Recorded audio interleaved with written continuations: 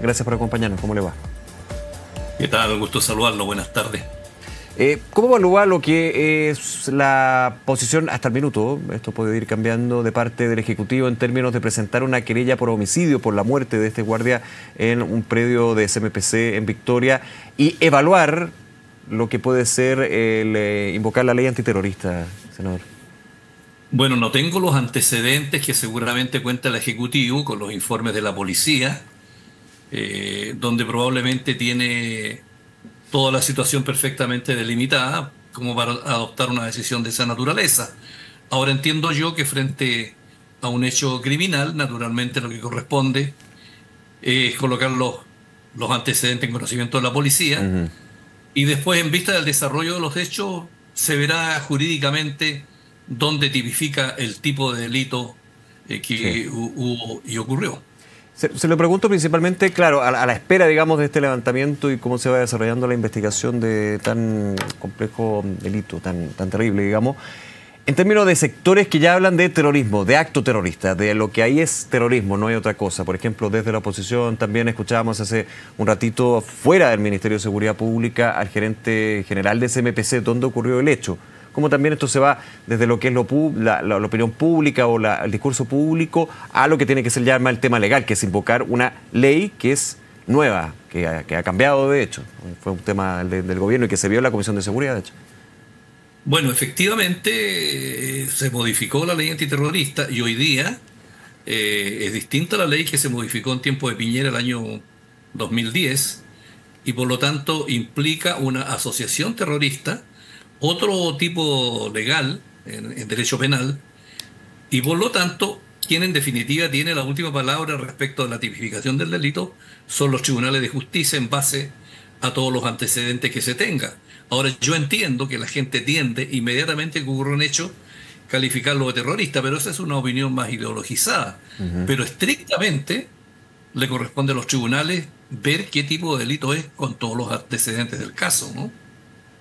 Claro, como comentábamos. Ahora, en lo que tiene que ver con la región, más allá de este caso en particular que tiene que ser investigado, en otros casos, ¿cómo está actualmente la Araucanía, senador, desde su visión y lamentando evidentemente que una persona muera? O sea, es terrible.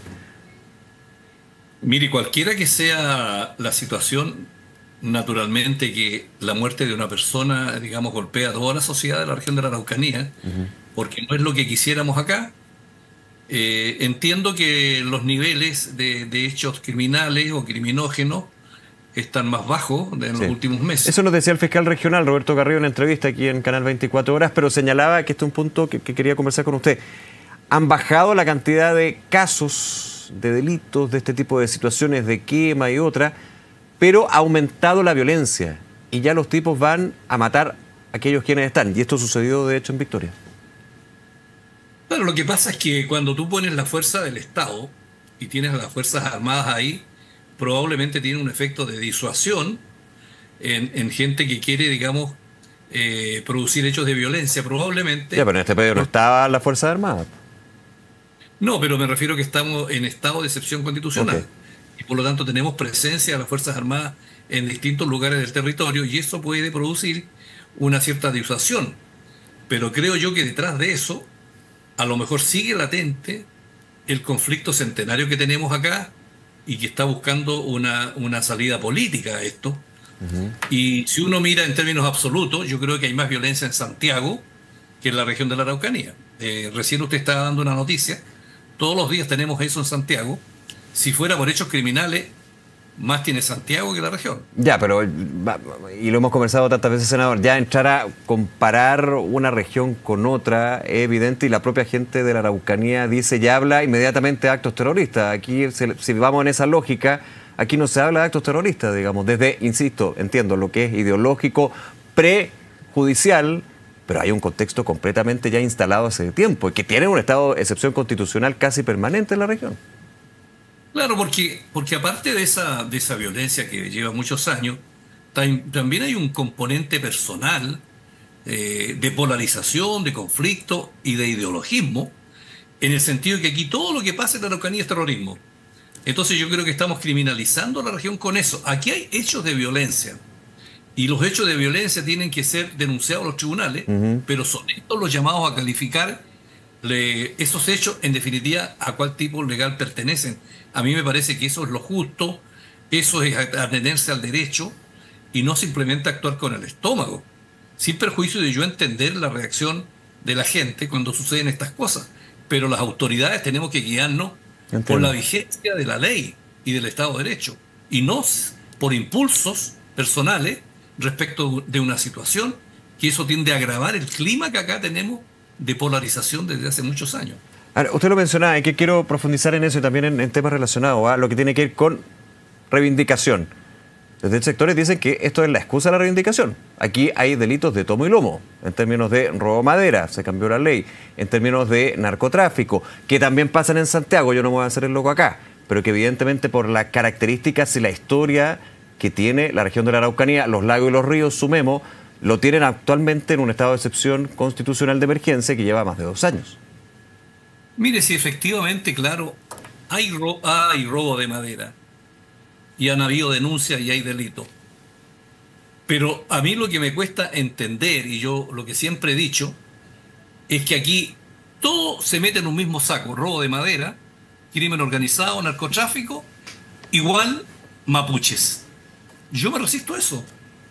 ¿Por qué inmediatamente? ¿Usted cree que sigue eso? Porque desde otros sectores se dice que ha ido cambiando, que es distinto hace 5 años cuando se tenía la mirada de reivindicación, pueblo mapuche, delito. Ahora se habla de delincuentes, ni siquiera conectados con el pueblo mapuche, pero con organismos que están identificados y reivindican este tipo de quema de predios, quema de maquinaria y eventualmente asesinato de personas. Es que yo lo digo porque en la prensa normalmente inmediatamente se habla de terrorismo. Si la primera pregunta que me hacen a mí todos los periodistas cuando sucede un hecho de esta naturaleza y me dicen, bueno, ¿y usted califica de terrorismo? Entonces yo digo, ¿por qué hay ese prejuicio? ¿Por qué no lo hay, por ejemplo, en Santiago, donde ocurren hechos mucho más graves que acá? ¿Por qué hay un prejuicio? Por aquí hay organizaciones que se adjudican este tipo de hechos, pues, senador, esa es la diferencia. Claro, pero lo que yo estoy diciendo... Con orgánicas, con líderes que de hecho se autodenominan como presos políticos. Bueno, pero por eso le digo yo que lo que hay es en la sociedad mayor, en la sociedad chilena, hay un prejuicio instalado acá, que todo lo que suceda acá es terrorismo. Entonces yo digo, ¿contribuye eso realmente a calmar los espíritus y el tema de fondo dentro del Estado de Derecho? Es lo que yo digo. Porque puede que hayan muchas cosas, pero no todo puede calificarse inmediatamente de terrorismo. Por algo se modificó la ley y la ley es clara en qué es terrorismo y qué no es terrorismo, sin negar de que aquí hay un conflicto, de que hay sectores que propician la violencia, etcétera, etcétera. Pero lo que yo me resisto es a criminalizar de partida lo que aquí sucede. Señor Huanchumilla, aprovecho también esta conversación, tengo otros temas, pero lo que tiene que ver con la Araucanía, con la macrozona sur, en términos del trabajo que hizo la Comisión de Paz y Entendimiento, y principalmente por las declaraciones que la candidata al Senado por la Araucanía, expresidenta de la Convención Constitucional, Elisa Loncón, tuvo en fin de semana en Radio Nuevo Mundo, en términos de solicitar al gobierno que termine con la consulta indígena que plantea las recomendaciones de la comisión que usted integró. Esto no solamente desde la candidata al Senado, sino también, de alguna manera, acusó eco el presidente del PPD, Jaime Quintana. ¿Cómo ve usted esto? Usted ha sido bien enfático en que es necesaria la consulta. No, mire, lo que yo digo es que esa comisión, independientemente que yo sea senador, y ya haya habido otra senadora y una diputada, esos fueron 8 ciudadanos a las cuales se les pidió un espacio de su tiempo para hacer una proposición. Ese trabajo terminó y por lo tanto para nosotros terminó toda nuestra tarea relacionada con la comisión. Sí, se disuelve la comisión. Ahora, y se entregan las recomendaciones, digamos. Ahí el gobierno verá. Evidentemente. Entonces eso le corresponde al gobierno y le corresponde a las comunidades indígenas. ¿Por qué al gobierno? Porque en Chile está vigente el convenio 169, de la OIT, que es una ley de la República, y por lo tanto tiene que hacer una consulta. Sí. Y ahí nosotros no nos metemos porque no es nuestra tarea, nosotros ya la cumplimos. Pero además quiero decirle que las comunidades frente a la consulta son absolutamente libres de aprobar o rechazar la proposición. Ellos tienen que decir libremente y por lo tanto yo espero que los sectores políticos dejen que rija la autonomía que el propio gobierno 169 le da a las comunidades. ¿Usted considera que Elisa Loncón fue paternalista en sus dichos? ¿Perdón? ¿Que usted considera que Elisa Loncón fue paternalista en este dicho, en estos dichos?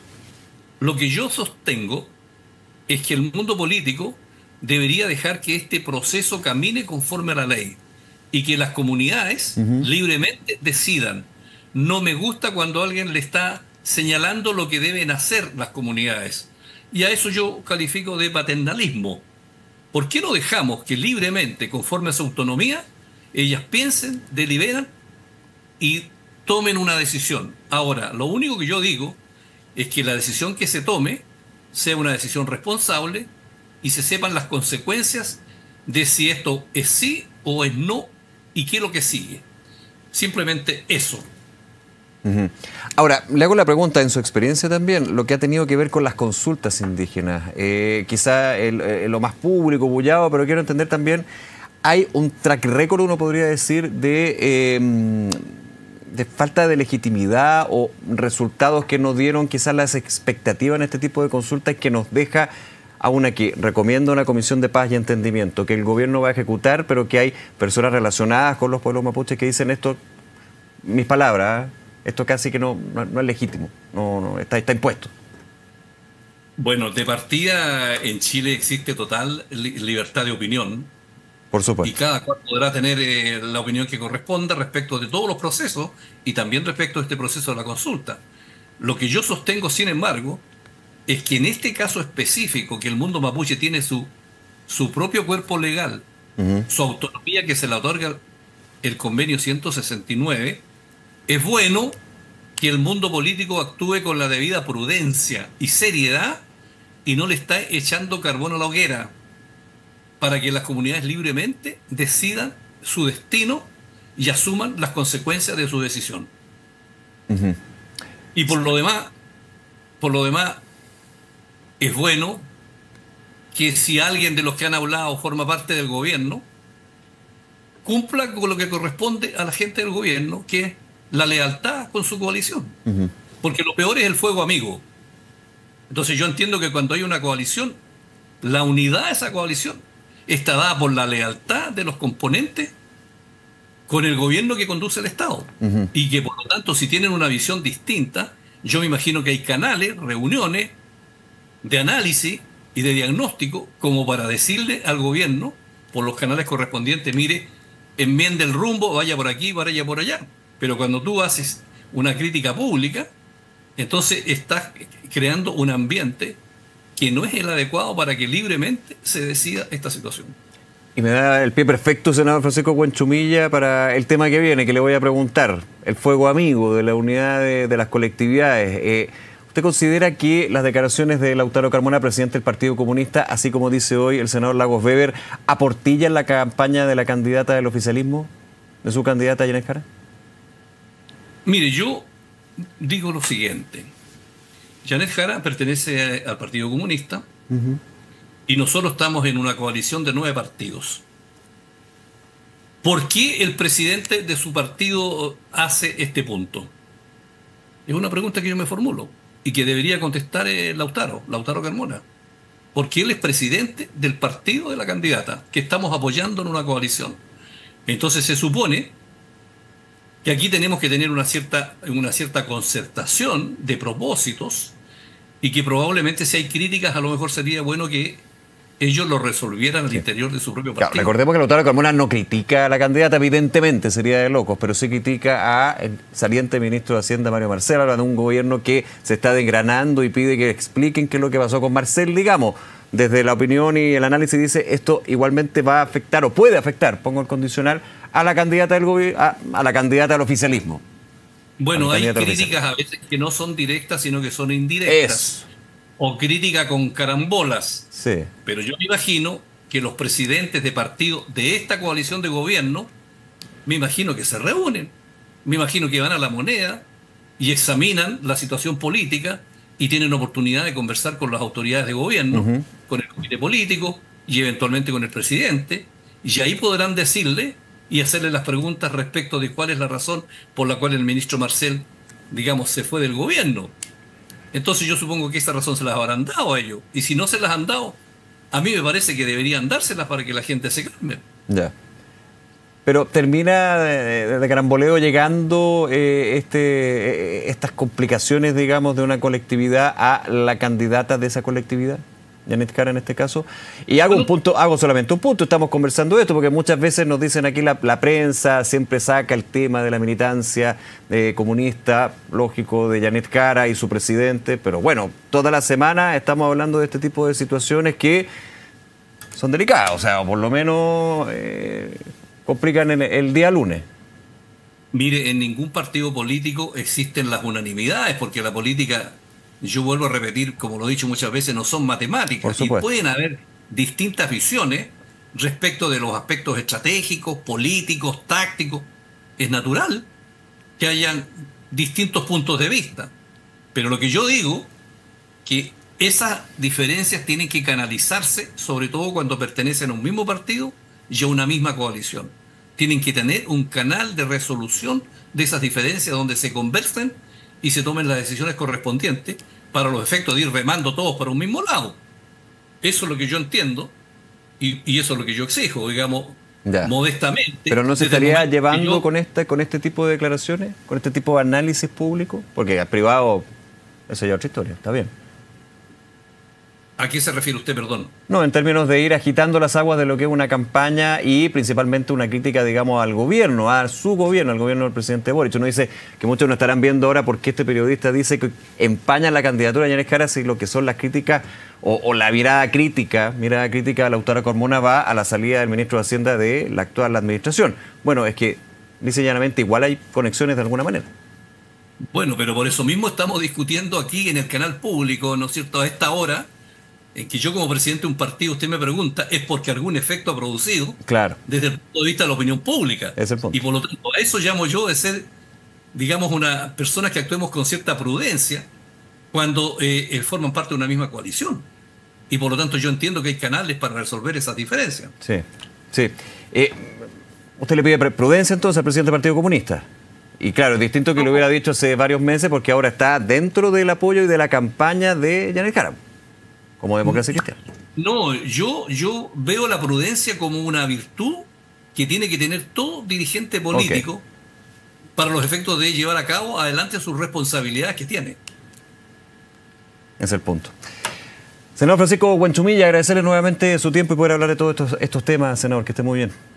Gracias, buenas tardes. Buenas tardes, hasta luego.